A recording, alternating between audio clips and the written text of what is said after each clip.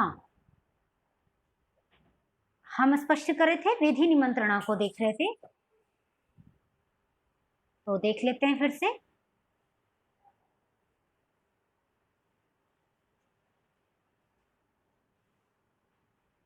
ओम ध्वनि श्रूयते खलु। तो ये सभी अर्थ लिंग के हो गए। विधि, निमंत्रण, आमंत्रण, अधीष्ट, संप्रश्न, प्रार्थना, निवेदनम।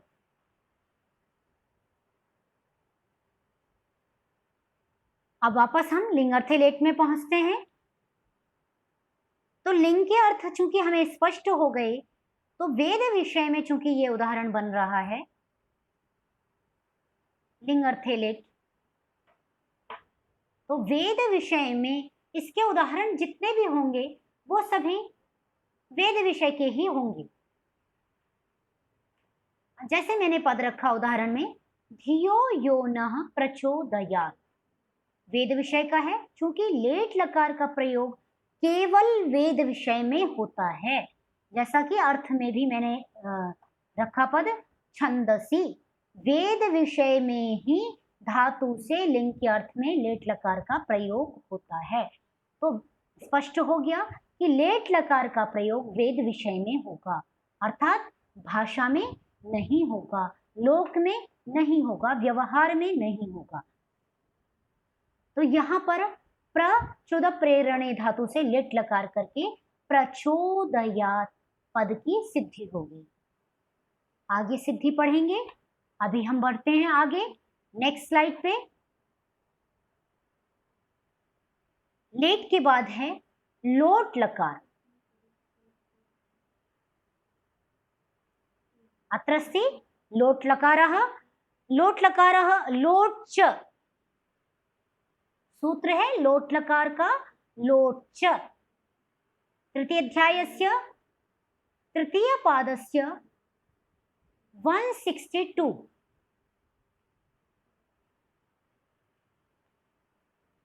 देखेंगे।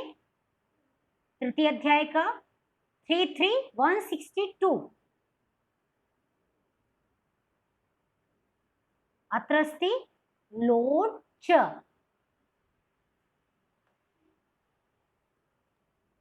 अत्र अनुवर्तन्ते कानि पदानि अनुवर्तन्ते पश्यतु। अत्र विधि, निमन्त्रणामन्त्रणाधीष्ट, संप्रश्न, प्रार्थनेषु पर्यन्तं 162 अत्र पर्यन्तं गच्छति। लोट च पर्यन्तं एतेषां पदानाम् अनुवर्तनं भवति। आपने ऊपर से देख लिया कि इतने पदों की अनुवृत्ति आ रही, केवल लिंग नहीं अनुवर्तन हो रहा है, बाकी सभी पदों की अनुवृत्ति आ रही है। और यहाँ पर और किसी पद की अनुवृत्ति यहाँ पर हमें नहीं दृष्टिगोचर हो रही है। तो आइए लोट च का अर्थ लगाते हैं। कोई समास नहीं है, लोट प्रथमा का एक वचन चाव्य पदम हो गया। अधिकार अनुवृत्ति में हमने देख लिया कि विधि, निमंत्रणामंत्रणाधीष्ट, प्रार्थनेषु पर्यंत यहाँ पर अनुवृत्ति आ रही है। धातोः प्रत्ययः परश्च पूर्ववत आ रहा है।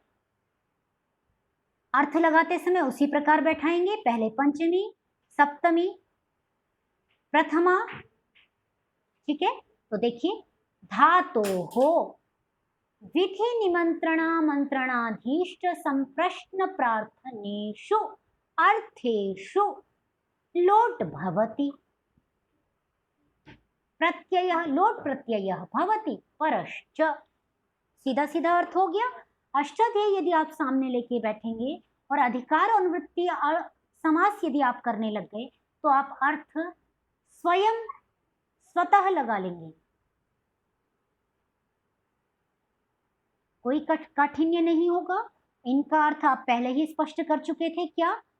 धातु से आज्ञा देने अर्थ में, निमंत्रण विशेष रूप से बुलाने में, आमंत्रण सामान्य रूप से बुलाने में, अधीष्ट सत्कार पूर्वक, संप्रश्न विशेष रूप से प्रश्न करने में, प्रार्थनम निवेदन करने इत्यादि में। अब देखिए यहाँ पे एक बात ध्यान देने की है, प्रार्थनम, चलिए आगे स्पष्ट कर दूंगी इसको। यहाँ पे प्रार्थनेषु अर्थ समझ लेते हैं, आगे ये जब सूत्र में आएगा तो इसे मैं स्पष्ट कर दूंगी। तो इन इन अर्थों में क्या होता है?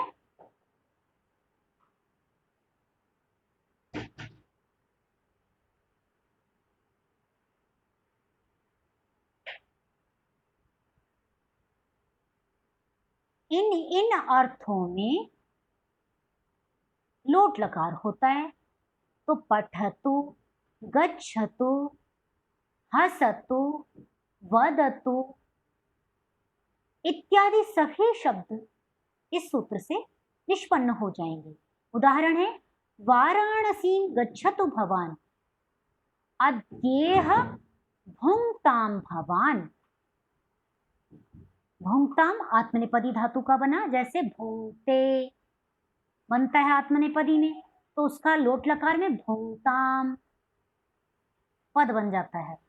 गच्छतु, वाराणसी गच्छतु भवान विधि हो गई। और किसी को हमने आज्ञा दे दी कि आप वाराणसी जाइए, वाराणसी जाएं। अद्य यह भुंक्ताम भवान, ये क्या किया? निमंत्रण दिया मैंने कि आज आप हमारे घर में भोजन करें। विशेष रूप से हम किसी को निमंत्रित कर रहे हैं, रिक्वेस्ट पूर्वक कह रहे हैं, तो इसमें भी लोट लकार हो गया। स्पष्टं स्यात् मन्ये। अग्रे सरामः। अनद्यतने लंग, सूत्र संख्या हो गई 32111। अनद्यतने सप्तम्याः एकवचनम, लंग प्रथमायाः एकवचनम। समास हम पहले कर चुके थे, समास पूर्ववत आगे बढ़ रहे हैं। समास को पहले पिछली स्लाइड में आप देख लीजिएगा। अनुवृत्ति केवल धातोः प्रत्ययः परश्च की आ रही है। सॉरी, भूते भी आएगा, एक पद और आएगा भूते। देख लेते हैं अष्टाध्यायी में, संदेह हो तो। सूत्र संख्या थी 32111।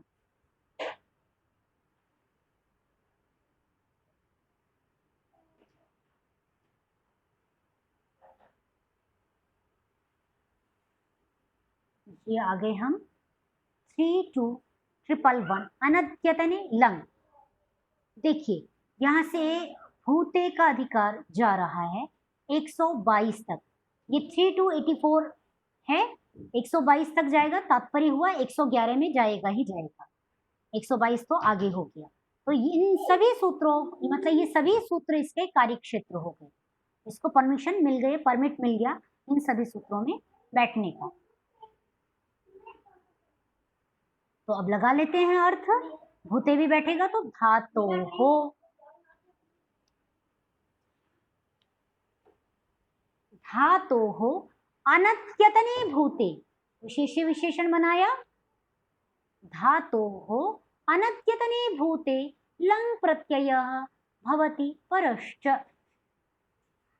धातु से अनद्यतन, भूतकाल में अनद्यतन स्पष्ट है कि जो आज का न हो, ऐसे भूतकाल में लंग प्रत्यय होता है और वह परे होता है। तो अपठत, अगच्छत, अकरोत इत्यादि सभी पद सिद्ध हो जाएंगे क्री लंग। ठीक है, सीधा सीधा है। इसी तरह आगे बढ़ जाइए। महोदय, आम महोदय जी आपने अधिकार में फिर भूते क्यों नहीं लगाया? ये बाय मिस्टेक यहाँ पे टाइपिंग नहीं हो पाई है। ओके, आप आम महोदय जी इससे ऊपर जो आपने विधि वाला बताया था मुझे, विधि आमंत्रण, एक मुझे उसकी अनुवृत्ति समझ नहीं आई कि अनुवृत्ति कैसे आई उसकी। इनकी तो समझ आ गई, भूते की आई है 122 तक की। विधि लिंग आमंत्रण की नहीं समझ आई मुझे। एक बार आप अष्टाध्यायी से दोबारा से समझा दीजिए। हाँ, पुनः पश्यतु एकदा। अत्र पश्यतु कस्मिन् सूत्रे आगच्छति अनुवृत्तिः, पुनः अहं दृष्ट्वा वदामि। एतत् अस्ति ये, हाँ, ये लोट् च सूत्रम् अस्ति 33162। अत्र गच्छतु 33162।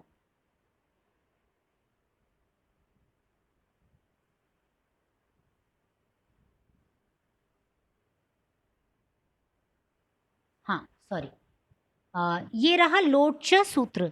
जब हम लोटचा सूत्र का अर्थ करने लगे तो ऊपर से हमने देखा किसी पद की अनुवृत्ति तो नहीं आ रही, तो हमें ऊपर ही जस्ट ऊपर हमने देखा कि 161 सूत्र संख्या जो है, यहाँ से विधि निमंत्रणा मंत्रणाधीष्ट संप्रश्न प्रार्थनेषु, ये देखिए यहाँ पे छोटा छोटा है, विधि प्रार्थनेषु तक की अनुवृत्ति 162 सूत्र संख्या तक जारी है। यहाँ पर विधि का वी लिया गया है और शु जो है प्रार्थनेषु का लिया है। तात्पर्य हुआ इतने पदों की अनुवृत्ति लोटचा सूत्र में आ रही है। तो विद्यादि अर्थों में भी लोट प्रत्यय होता है। धातो हो विद्यादि अर्थेषु, विद्यादि विधि इत्यादि कौन कौन से अर्थ हो गए? तो विधि निमंत्रणा मंत्रणाधीष्ट संप्रश्न प्रार्थनेषु अर्थेषु लोट प्रत्ययः भवति परश्च। सिंपल सा अर्थ हो गया। मन्ये स्पष्टं स्यात् इदानीम्? अग्रे सरामः।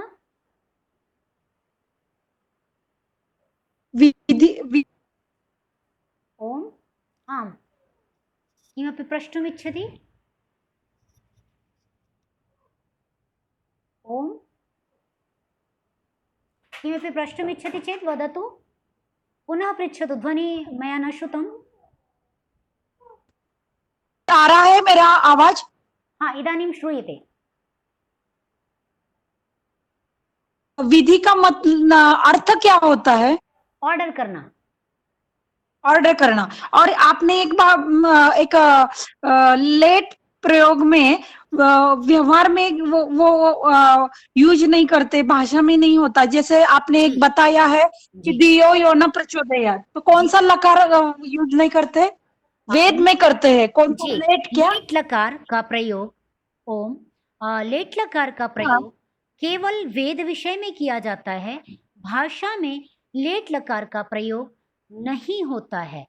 तो ये हम व्यवहार में लोक में अन्य 9 लकारों का प्रयोग करेंगे, लेट लकार का प्रयोग भाषा में व्यवहार में नहीं करेंगे। इस लकार का प्रयोग केवल वेद विषय में होता है। जैसा मैंने छंदसी पद लिया है, छंदसी पद का अर्थ है वेद विषय, और वेद विषय में ही लेट लकार की प्रवृत्ति होती है।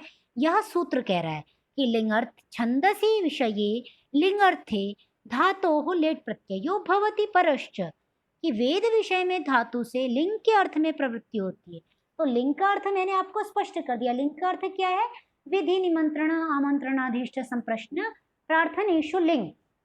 तो यहाँ पर जैसा एक उदाहरण मैंने दिया, धियो यो नः प्रचोदयात्, यह नः जो हमारी धियः बुद्धि को प्रचोदयात् सन्मार्ग में प्रेरित करे। तो यहाँ पे प्रचोदयात् जो है पद, यहाँ पर ये प्रार्थनम, ये हम प्रार्थना कर रहे हैं, किससे? निवेदन कर रहे हैं ईश्वर से कि वो हमारी बुद्धि को सन्मार्ग में प्रवृत्त करे। तो यहाँ पे प्रार्थना अर्थ विद्यमान है, गम्यमान हो रहा है। प्रार्थना अर्थ में यहाँ पर लिट प्रत्यय हुआ है, जिसका अर्थ हो गया कि प्रेरित करे। परमात्मा हमारी बुद्धि को सन्मार्ग में प्रेरित करे, ऐसे हम उससे प्रार्थना कर रहे हैं, निवेदन कर रहे हैं। अग्रे सरामः। विधि निमंत्रणा मंत्रणाधीष्ट संप्रश्न प्रार्थनेषु लिंग। समयः न्यूनः शिष्टः अस्ति, अत एव एषा कक्षा अत्र द्वे सूत्रे अन्ये अपि शिष्टे अस्ति, शिष्टे स्तः, अत एव शीघ्रता विधेया। विधि निमंत्रणा जब हम सूत्र में आएंगे तो आपको स्पष्ट हो गया, प्रार्थनेषु एक पद है ये पूरा, और यहाँ सप्तम्याः बहुवचनम, सप्तमी का बहुवचन है। प्रार्थनेषु से आपको स्पष्ट हो रहा होगा लिंग प्रथमा का एक वचन। विधि, अब समास यहाँ पर है, चूंकि ये बहुत बड़ा पद है और एक पद है, तो हमने समास में क्या किया था? बहुत सारे पदों का एक पद, बहुत सारे अनेक पदों का एक पद, बहुत सारी विभक्तियों की एक विभक्ति, और बहुत सारे स्वरों का एक स्वर हो जाता है समास में। तो यहाँ पर क्या है, बहुत सारे पदों का, अनेक पदों का एक पद हो गया, एक पद है, सप्तमी का बहुवचन हुआ है। तो अभी समास देखना यहाँ पर आवश्यक है। समास क्या है देख लेते हैं। सभी शब्द हैं, क्योंकि ये बहुत सरल वाला समास है, इतरेतर योग द्वंद्व। इसकी चर्चा हमने द्वंद्व समास की चर्चा विगत कक्षा में की थी, जिसमें सभी पद प्रधान होते हैं। बहुत इसका देखिए, रिसेंट एग्जाम्पल देख लीजिए कैसे लगाएंगे। जैसे दिन और रात होता है। विधिश्च, विधि शब्द है तो विधिश्च, निमंत्रणंच, आमंत्रणंच, अधिष्टश्च, संप्रश्नश्च, प्रार्थनंच। प्रार्थनम शब्द है इसलिए प्रार्थनंच इति विधि निमंत्रण। अब एक साथ सारे पद करेंगे। इति विधि निमंत्रणामंत्रणाधीष्ट संप्रश्न प्रार्थनानि। क्योंकि बहुत सारे पद हैं तो प्रार्थनानि, सारे पदों की प्रधानता गम्यमान होगी। पिछली कक्षा का सुन लीजिएगा तो आपको स्पष्ट हो जाएगा हमने उसमें कैसे समास किया था। तो बहुवचन हो गया प्रार्थनानि। तेषु प्रार्थनेषु, तेषु विधि निमंत्रणामंत्रणाधीष्ट संप्रश्न प्रार्थनेषु। द्वंद्व समास है, द्वंद्व समास का भी भेद हो गया, इतरेतर योग द्वंद्व। द्वंद्व के दो भेद हैं, समाहार और इतरेतर योग। तो यहाँ पे इतरेतर योग हुआ है। मोटा मोटा समझते जाएंगे। इस समास की कक्षा जब एक अलग कक्षा होगी तो व्यापक रूप से इस पे चर्चा भी होगी। यहाँ पर अनुवृत्ति आ रही है केवल धातु हो प्रत्यय परश्च की, तो सीधा सीधा अर्थ बैठा लीजिए जल्दी से। धातो हो विद्यादिषु अर्थेषु, धातु से विद्यादि अर्थों में। विद्यादि अर्थ आपको स्पष्ट ही हो चुके हैं। इन अर्थों में लिंग प्रत्यय भवति परश्च, लिंग प्रत्यय होता है और वह परे होता है। अर्थ बहुत आसानी से हो गया। उदाहरण देख लीजिए। ओदनम पचेत, ग्रामम गच्छेत। यहाँ पे छूट गया, इस प्रिंटिंग मिस्टेक है। इह भवान भुंजीत, इह पद है, ई छूट गया है। इह भवान भुंजीत, इह भवान आसीत। ये मैंने एक एक सभी के उदाहरण दिए हैं। जैसे विधि का उदाहरण है ओदनम पचेत, ग्रामम गच्छेत। ओदन पकाए, किसी को आपने ऑर्डर किया कि तुम ओदन पकाओ, तुम ओदनम पचेहि। तुम गांव जाओ, त्वं ग्रामम गच्छेत, या त्वं ग्रामम गच्छेहि, तुम गांव जाओ, हो गया। निमंत्रण का यह भगवान भुंजीत, आज आप यहाँ पर भोजन करें। यह भगवान आसीत, आज आप यहाँ पर विराजें, आसन ग्रहण करें। आमंत्रण, सॉरी, यह भगवान आसीत आमंत्रण का उदाहरण बना लीजिए कि आप यहाँ बैठें, तो इच्छा हो तो बैठें, ना इच्छा हो ना बैठें। नेक्स्ट है अधीष्ट। अधीष्ट में सत्कार पूर्वक माणवकम में भवान उपनयेत। क्या कह रहे हैं कि आप मेरे बालक को पढ़ा देंगे क्या? फलमेकम, हाँ, क्या कहा? माणवकम में भवान उपनयेत, मेरे बालक का उपनयन कर। अब ये प्रश्न है, संप्रश्न है। क्या प्रश्न है? माणवकम में भवान उपनयेत किन्नु खलु, सॉरी सॉरी, ये तो दूसरे में है। और इसको इस प्रकार लगाएंगे माणवकम में भवान उपनयेत, मेरे बालक का आप उपनयन संस्कार कर दें। तो सम्मान पूर्वक कहा जा रहा है, अधिष्ठ अर्थात सत्कार करना। तो सत्कार हम उसी से प्रार्थना करेंगे जो योग्य होगा, जिसमें इतनी योग्यता होगी, जो उपनयन संस्कार करने की योग्यता रखता होगा।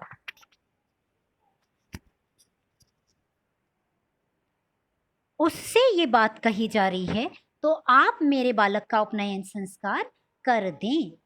अधिष्ठ है यहाँ। नेक्स्ट है किन्नु खलु व्याकरणम अधीय, क्या आप मुझे व्याकरण पढ़ा देंगे? ये संप्रश्न हो गया, प्रश्न हो गया। नेक्स्ट प्रार्थना, भवती में व्याकरणम अधीय, आप मुझे कृपया आप मुझे व्याकरण पढ़ा दें। ये प्रार्थना हो गई, निवेदन हो गया। तो इस प्रकार ये सभी की एक एक उदाहरण हो गए। इसके बाद 2-3 ये रह गए। लिंग के 2 भेद हैं, विधिलिंग और आशीर्लिंग। तो विधिलिंग का हमने पहला विधिलिंग कर लिया। आशीषी जो है, आशीषी लिंग लोटव सूत्र से आशीर्वाद अर्थ में लिंग के 2 भेद हमने पहले समझे थे, देख लीजिए। तो ये आशीषी लिंग में आशीषी लिंग लोटव, आशीषी सप्तम्याः एकवचनम, लिंग लोटव प्रथमायाः द्विवचनम। समास हो जाएगा क्योंकि प्रथमा का द्विवचन है। लिंग च लोट चैति लिंग लोटव, द्वंद्व समास ही है, परंतु चूंकि 2 पद थे इसलिए द्विवचन की विभक्ति ले आए। लिंग लोटव, लिंग च लोट च, प्रथमा विभक्ति लगा करके पद का जो प्रथमा विभक्ति का एक वचन होता है उसके साथ हम समास करते हैं। जैसे विधि च विधिश्च किया था हमने, ऐसे यहाँ भी लिंग च लोट च, इस प्रकार लिंग लोटव। अग्रिम कक्षा में और भी स्पष्ट हो जाएगा जब हम हलंत शब्दों की सिद्धि देखेंगे। यहाँ पे आगे देखिए, किसी विशिष्ट पद की अनुवृत्ति नहीं आ रही है, सामान्य धातोः प्रत्यय परश्च है, तो सूत्रार्थ लगा लेंगे। धातोः आशिषि लिंग लोटौ, अब प्रत्ययः नहीं कहेंगे, आप क्या कहेंगे? लिंग लोटौ प्रत्ययौ भवतः परौ च। सारी विभक्तियां बदल दी हमने क्योंकि विशेष्य विशेषण होता है, चूंकि 2 प्रत्यय हैं इसलिए हमने प्रत्ययौ कह दिया, फिर परौ कह दिया। अभी तक हम क्या कर रहे थे? प्रत्ययः भवति, अब हम क्या कहेंगे? प्रत्ययौ भवतः। जैसे लोक में प्रयोग करते हैं, बालकः पठति बालकौ पठतः, वैसे ही यहाँ भी लिंग लोटौ प्रत्ययौ भवतः परौ च भवतः, और वे परे होते हैं। जैसे उदाहरण हो गया चिरंजीव्यात् भवान, आप चिरंजीवी होवे। नेक्स्ट है लुंग लकार। लुंग लकार का सूत्र संख्या 3 2 110, 3 2 1 110 निकाल के आप देखेंगे। लुंग प्रथमा का एक वचन, उपरितः अनुवर्तते भूते पदम, तो अर्थः क्रियते अत्र अर्थः करिष्यते, एवं धातोः भूते लुंग प्रत्ययः भवति परश्च, धातु से भूतकाल में। तो यहाँ क्या है? सामान्य भूतकाल की बात हो रही है, अनद्यतने नहीं पद प्रयोग किया गया, तो तात्पर्य हुआ कि सामान्य भूतकाल की चर्चा है। जब अनद्यतन होता तो आज का भूतकाल, आज का पास्ट नहीं लिया जा सकता था, परंतु यहाँ सामान्य भूतकाल है तो आज का भी लिया जा सकता है कि आज उसने खाना खाया या आज मैंने खाना खाया। आद्य अहम भोजनम अखादम हो सकता है, नहीं अखादिशम, क्योंकि लुंग लकार बना रहे हैं। अखादित, अपाठित, अकार्षित, तो अखादिशम ऐसा पद बनेगा। अकार्षित उदाहरण बन गए इसके। नेक्स्ट है लिंग निमित्ते लिंग क्रियाति पत्तौ, 33139। लिंग निमित्ते, यहां पर आपको दिख रहा है ये सप्तमी का एक वचन है, यहाँ टाइपिंग मिस्टेक। सप्तम्याः एक वचनम, लिंग प्रथमायाः एक वचनम, क्रियातिपत्तौ सप्तम्याः एकवचनम। चूंकि बड़े बड़े पद दिखाई दे रहे हैं तो समझ लीजिए यहां समास है। पहले क्रियातिपत्ति को देखिए। क्रियातिपत्तौ, क्रियायाः अतिपत्तिः क्रियातिपत्तिः। षष्ठी तत्पुरुष, क्रिया की अतिपत्ति, अतिपत्ति अर्थात उल्लंघन, क्रिया का उल्लंघन। षष्ठी तत्पुरुष समास, क्रियायाः अतिपत्तिः क्रियातिपत्तिः। तस्यां क्रियातिपत्तौ, तस्यां क्यों लगाया? क्योंकि अतिपत्ति शब्द स्त्रीलिंग शब्द था। यदि अग्नि ही होता, विधि ही होता तो हम तस्मिन करते। क्योंकि अतिपत्ति ही स्त्रीलिंग शब्द है इसलिए तस्याम किया। तस्यां क्रियातिपत्तौ। इसी प्रकार लिंगः निमित्तम, लिंग का हमने षष्ठी बनाया तो लिंगः निमित्तम इति लिंग निमित्तम तस्मिन् लिंग निमित्ते। षष्ठी तत्पुरुष, उभयत्र षष्ठी तत्पुरुष एव समासः वर्तते, सामान्यतया कर्तुं पार्यते। उपरितः केवलं नवीनं पदं भविष्यति इति अनुवर्तते। धातोः प्रत्ययः परश्च भवति इत्येतानि पदानि अनुवर्तन्ते। अर्थ लगा लेते हैं। धातोः भविष्यति, भविष्यति की अनुवृत्ति आ रही ऊपर से, भविष्यति। तो भविष्यत क्या है? भविष्यत काल है, फ्यूचर टेंस। तो भविष्यत काल में लिंग निमित्ते क्रियातिपत्तौ लिंग प्रत्ययः भवति परश्च। धातु से भविष्यत काल में लिंग का निमित्त उपस्थित होने पर, ठीक है, लिंग का निमित्त क्या है? लिंग विषय कोई चर्चा की जा रही हो, लिंग का निमित्त बन रहा हो, तो क्रिया की अतिपत्ति होने पर भी, क्रिया की अतिपत्ति क्या है? क्रिया का उल्लंघन होने पर लिंग लकार होता है, लिंग प्रत्यय होता है। उदाहरण मोटा मोटा देख लेते हैं। देवः व्याकरणम अपठिष्यत् तर्हि विद्वान अभविष्यत्। यहां पर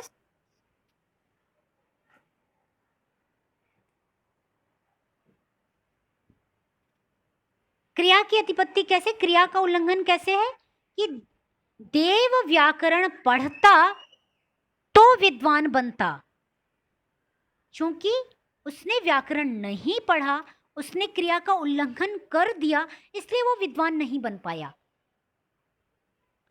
तो क्रिया का उल्लंघन यहाँ पर इस प्रकार है कि देव ने व्याकरण नहीं पढ़ा इसलिए वो विद्वान नहीं बना।